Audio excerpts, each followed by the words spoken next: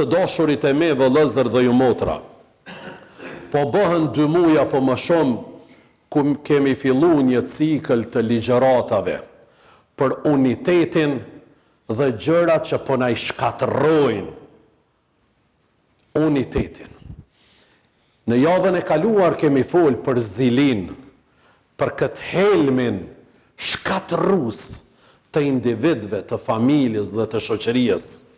Kurse sot do të flasmi për një helm tjetër, që është nënçmimi për buzja që po a bëjmë të tjerëve. Për buzja, nënçmimi është bërë pjesë e jetës sot. Bile dhe shpesh për ta shfaq vetveten, për ta tregu vetveten, na nënçmojmë tjetrin, e përbuzmi tjetrin, e përbaltojmë tjetrin, e shantazhojmë tjetrin, e minimizojmë veprimtarin e tjetrit. A për Zotin e lëm, Hazreti Aisha ja ka bërë një lloj përqeshje një ditë. Hazreti Khadija ja ka bërë një lloj përqeshje një ditë Hazreti Aishës dhe i ka thonë, kja e vogla, se ka qenë me 7 e vogël. E Muhammed Mustafaja sallallahu aleyhi wasallam ka thonë, oj Khadija, pa shamadhnin e Zotit, e ke bërë një veprim aq të urryer, sa që, si kur të përzijet me ujin e detit, kishte me jandru ngjyrën dhe shijen. Aq gjyna i madh që është. Kërkoj falje asaj dhe kërkoj falje Zotit Gjelle Shanuhu e Gjelle Gjelaluhu.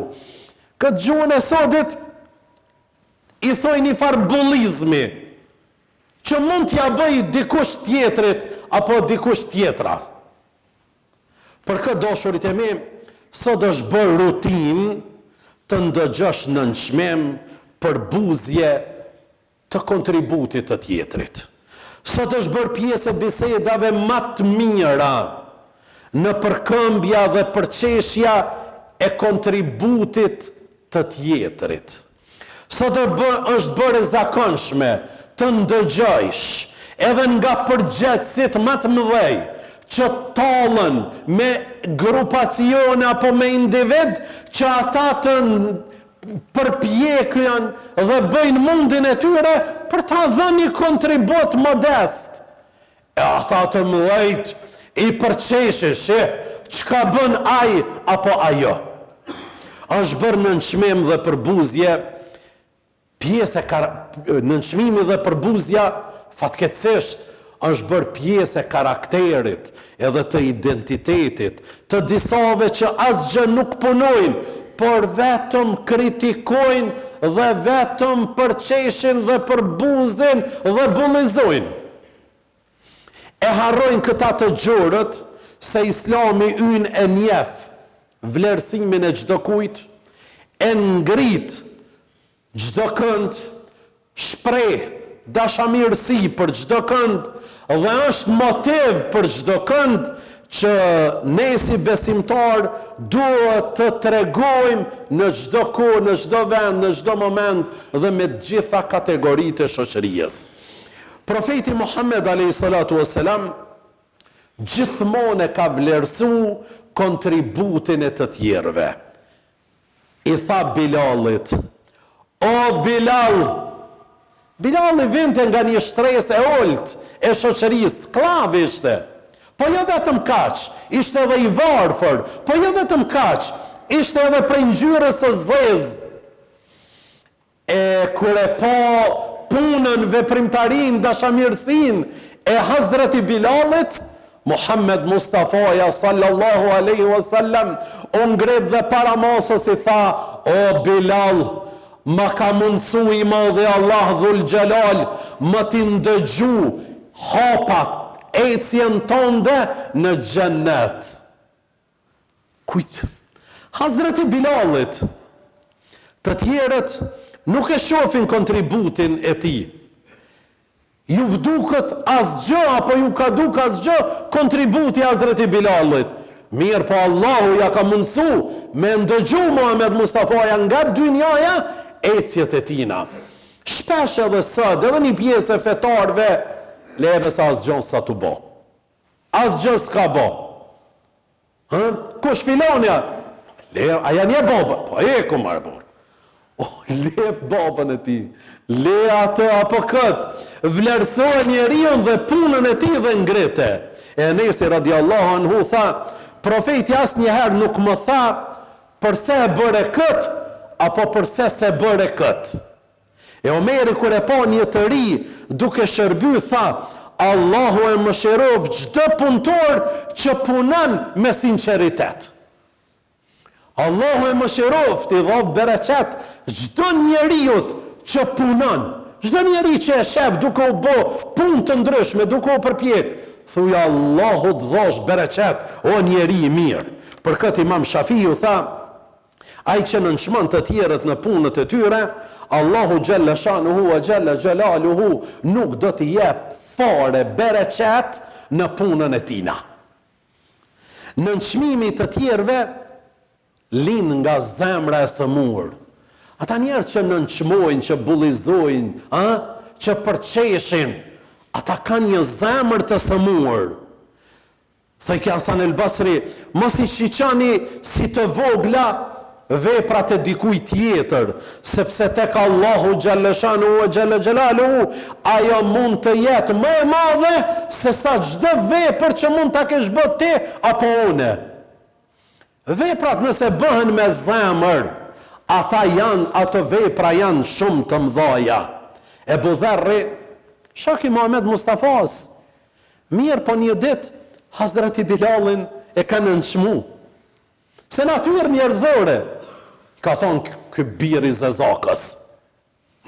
Po ngritët, për thirë rezanin, ky bir i zezakës. E kur e ndëgjej Muhammed Mustafaja, tha, o Ebu Dherr, a hala në zemrat e juaja ka shenja të gjahiljetit të ignorancës? Na ju thojmë edhe një pjesë të fetarve, i thojmë, a pas udhëzimit, a hala kanë mbet shenja të ignorancës me i nënçmu njerëzit? E kur e vrejti Ebu Dherri këtë gabim që e ka bërë, e cilin thuhet se nuk e ka bërë me zemër, e ka bërë për qeshje, për shaka, në mes shokëve dhe mes kolegëve, ka dalë të dera shtëpis, apo e xhamisë, është tri në dhe, e ka vendos faqen në dhe i ka thonë, vallahi, pa shamadhin e Zotit, o Bilal, nuk ke me dalë nga kjo derë, pa shkel kama jote në faqen tjetër timën. Të kam nënçmu. Të kam nënçmu atë shumë. Mirë, po formimi Hazreti Bilalit, që do t'jetë formimi një besimtarit, bjen në dy gjuj, e kap kokën e Ebu Dherrit, ja fshin pluhurin dhe ja puth dy faqet e Ebu Dherrit. Kjo është madhështia një besimtarit.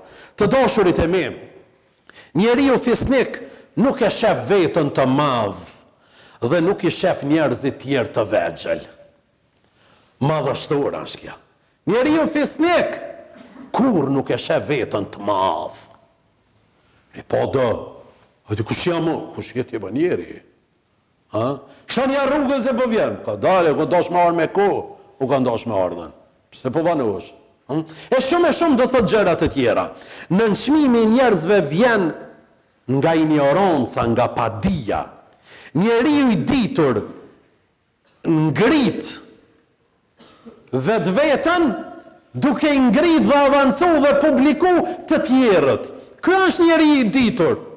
Keni vrejt nga njëherë, thujnë, si a jap fjallën këti, si a jap mundësin këti, pse? Ky flet ma mirë, tani unë e binë në hije. Nuk ja jap, o burë. Duke respektu tjetrin, duke javon mundësi tjetrit, ti e ngrit vetën. Duke mos javon respektin tjetrin, ti e ull vetën tane e ull. Njerëzit e dobët mundohen me ngrit vetën duke i ull të tjerët. Njerëzit e dopt mundohen me ngrit vetën duke i ul tjerët, ndërsa njerëzit e mëdhej e ngritin vetveten duke i ngrit, duke i avancu të tjerët. Në këtë dytën qëndron besimtari stoik. Kur nënshman e përbuz dikënd, e ke thyr jo vetëm zemrën e tij, por e ke thyr unitetin ton. A di çfarë thyrje, çfarë plasaritje e madhe është me përbuz, me nënçmu, me bullizu tjetrin? Po dije, shumë gjëna i madhe është. A di sa është gjënoj? Ma pak i gjëna me marrë një kozën me shku me shkatëru qabën, se sa me a thy zemrën dikujt. Po nuk është gjënoj vetëm kaq. E ki gjënohun edhe prishjes së unitetit të muslimanëve. Respekti gjithmonë ka ndërtu. Nënçmimi gjithmonë ka shkatëru. Përbuzja është dritarja e parë që depërton dhe hyn shejtani i mallkum te ti. Sot në punë, në institucione, njerëzit nuk luftojnë për ta bërë më të mirën, por luftojnë që punën e tjetrit me e ul, me e degradu, me e nënvlerësu. Që punëtorin ta lajnë nën hije, që të duket se vetë këta i kanë kry këta punë. Sot kështu, me këtë logjik të mbrapsht punohet. Kjo logjik e mbrapsht nuk i ka shpëtu as xhamit tona, as institucionet tona, as fetare, as kombëtare, as komunat e tona, as ministrin, as në qeverien, as kënd nuk e ka anashkalu. Ky sindrom që e ka lënë dritarën e këtij sindromit hopun, ka depërtu shejtani. Sot shumë punëtor punojnë, lodhen, sakrifikojnë, japin mund të madh, e në fund i thot punëdhënësi, asgjë s'ke bërë. Pse kaq pak? Qysh s'ke mujt ma shumë? Kjo punë zvlen. Kështu një pjesë i thot. E than, e demoralizan punëtorin. Në nëshmimi shumë aktiviteteve, shumë në nëshmimi i aktiviteteve ndryshme që i bëjnë shoqëria, sot pjesë e njerëzve që janë përgjithës nuk i vlerësojnë mirë, po i nënçmojmë. Dhe krejt në fund, nënçmimi në familje. Shpesh në familje, ti s'din, ti s'shef ma larg, nuk mund është do thot me kuptu. Burri nënçmon gruan, gruaja nënçmon burrin, vllau ma të voglin apo i vogli ma të madhin, motra e kështu do thot me radh. Për këtë Hasan Basri u thajke, mos e ol askën në familjen tënde, sepse vlera e shtëpis matet me respekt, jo me madhështi. Vlera e shtëpis matet me respekt, jo me metra katror. Valla i kam 300 metra katror në shtëpi. Po nëse nuk ki respekt në familje, zero janë ato metra. Vlera e njeriu në shtëpi matet me respekt, jo me metrat e shtëpis që mund t'i kemi. Mos e nënçmo vetën. Sot shumë e shohin vetën të pavlerë. Edhe këtu fillon një farë lloj stresi. E ka plën njeriu një stres. Sidomos adoleshentët. E nënçmon vetën. Nuk beson në vetën. E shohin vetën të pakt, të pamundur, të pafuqishëm, jo të mirë. E shohin tjetrin shumë të mirë, shumë të avancum, shumë të fuqishëm, ndërsa vetën nuk e inkurajon. Është gabim i madh. Allahu thot, mos e nënçmon dhuntin, cilën ta ka dhënë Zoti xhaleshanuhu ve xhelalu. Mos e nënçmo dhuntin që ta ka dhënë Zoti, shiqoje veten, pashallah këtë fytyrë, këtë fizik, nuk e ka askush në rruzullin toksor që e ke ti. Ti e më i veçantë. Këtë qasje që e ki ndaj këtij problemit, ti e më i veçantë, nuk e ka këtë dhunti. Këtë prioritet, këtë prirje që e ke ti, këtë hobi që e ke ti, këto mundësi që i ke ti, nuk i ka tjetri. Ama kontrollon e vetveten. Kemi aq mundësi të shumta të pasbuluara në vetveten tonë, sa që na habitemi kur t'na i thot dikush mundësit që ne i posedojmë. Për këtë Mustafa Mahmudi thejke, njeriu që nënçmon veten nuk ka për ta vlerësuar askën tjetër. Ti s'munësh më bë me vlerësu dikën tjetër në moment që e nënçmon veten. Dhe për këtë profeti thejke, muslimani është vëllai muslimanit, nuk e poshtron, nuk e përbuz dhe nuk e tradhton. Allahu na përdor për hajër dhe për të mirë. Walhamdulillahi rabbil alamin.